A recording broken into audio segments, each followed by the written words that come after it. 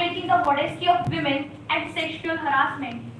Council argues that lack of evidence supporting misconduct against the appellant does not imply that sexual harassment did not occur. If bench is satisfied with issue number 1, counsel seeks permission to proceed with issue number 3. Much obliged.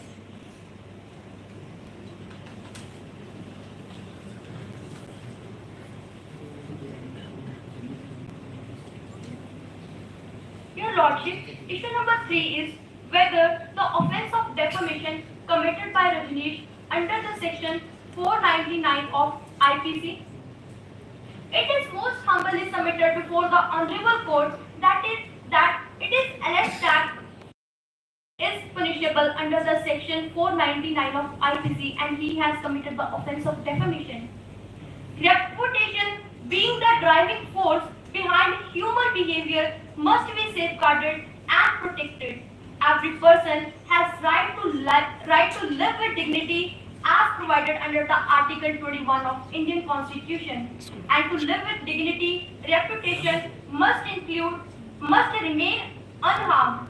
Reputation, being a jewel for every person, need to be protected. In the context of defamation law, published does not necessarily mean that the statement was printed in a book, magazine, or posted online. A defamatory statement is published when the defendant says or show the statement to anyone and always look to spend time with me. Even after the office hours, she went on many intimate dinners with me even though it was not professionally required. This was a statement by which he insulted, character assassinated her, and defamed her in front of committee as he gave statements on record. The word here used, like the intimate, enjoy my company after the office hours, these harassed her and these words defamed her in front of committee and make her uncomfortable. Even that after the proceedings of committee, she always feel uncomfortable to work with her co-employees. So what she said, everything in defense. Whatever he said in defense. And how it is defamatory? Your Lordship, no doubt, he said this in defense. But if a person has freedom of speech and expression under Article 19(1), it is also subjected to exceptions mentioned under Article 19(1), Article 19, Clause 2, in which a person can't give a statement which is defamatory for another. Even if it is truthful. But Your Lordship, the statement was not truthful. He made the statement that she always looked to spend time with me even after the office hours. I want to bring your attention towards the proposition. There are certain words which are mentioned, like on the Jagdish, but this pleasant surprise very soonly changed into a nightmare as she went to casino with him, but at casino he tried to touch her inappropriately, and by touching her inappropriately he harassed her. After that, and here the word is specifically mentioned, she escaped a bit. Then how can he give a statement that she is always trying to find an opportunity when she was trying to escape?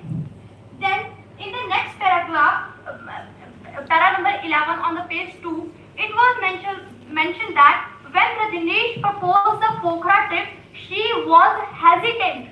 The word used was hesitant. She agreed just for the sake of interview purpose, for the work purpose. We can't say that she is going for the interview purpose. That means she is trying to look an opportunity to spend time with him. His statement was totally false and vague. And another, when he has booked a room on the name of Mr. and Mrs. Rajneesh Bain, she shifted into the internal suite and locked the room. Rajneesh was the one who was again and again knocking the room and asking her for the tea and other substances. She was the one who refused it. She stayed in the internal suite and slept for an hour. It clearly states that she was not instructed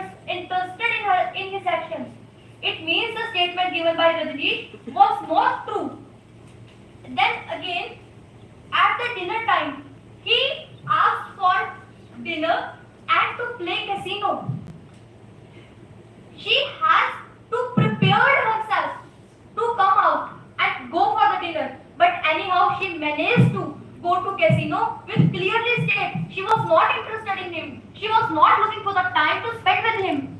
Again, after that, there are many instances when we see that, like in the taxi, she was sitting too close to window.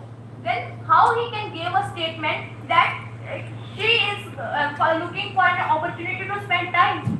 He gave the statement that she went to many intimate dinners with him. The word intimate dinner, if we see in journal, is used for a dinner which we can say romantic in nature. What he is giving a statement to the other people that she is interested in him. Even when she was making such clear action that she is not anyhow interested in him, she was avoiding him. She was looking out of the taxi. She was sitting too close to the taxi. She was shifting to the internal suite, locking the door. Then how his statement is truthful? So, madam, assuming what you are saying is correct, we assume it. What you are saying is absolutely 100% correct. Why have you come to the High Court? Is High Court meant for this purpose? You have come to Delhi High Court. Yes, Your Lordship. Why did you go to the magistrate file a complaint? Why have you straight away bypassed the process of law? Your Lordship, we have approached the court under the section 422 of the CRPC, which deals with the inherent power of the court. In our case, there is severe breach of the procedure. When the complaint committee was formed, it was not constitutional in nature. It will be covered by my co-counsel in detail. There was breach of process. That's why we have to approach directly to the High Court. No, you have come here for defamation as well. No, Your Lordship. Earlier, for the defamation, we went to the Chief Judicial Magistrate. Then the decision was not in our favor. Then we filed an appeal in Session Court. It was will of the High Court that it clubbed both the appeals. Yes. Your Lordship, intention on the part of the accused to harm the reputation, the knowledge, or the reasonable belief that an imputation will harm the reputation of the person concerned is an essential ingredient of an offence under section 499 of IPC. If the language is highly intemperate and disappropriate to the fact, then the position might be different and malice could be inferred. Statement by the Rajneesh that she always looked to spend time after the office hours using the term intimate dinner is defamatory on the part. Rajneesh knows very well he is making a false statement, but he tried to pretend himself innocent and Apsara, a characterless lady. It is not consequently necessary that a person complaining of defamation should show that he actually suffered any harm in reputation, provided the words are prima facie defamatory. The words of Rajneesh using the term intimate dinners, looking to spend time after the office hours, these statements are prima facie defamatory. In the case of Chaman Lal versus State of Punjab, mentioned as A3 in compendium and page number 32 of the memorial, it was held that in order to establish good faith and bona fide intention, it has to be seen where there are reason to accept the version that the accused acted with care and caution, and finally, whether there are preponderance of probability that the accused acted in good faith. In the present case, there was absence of bona fide intention on the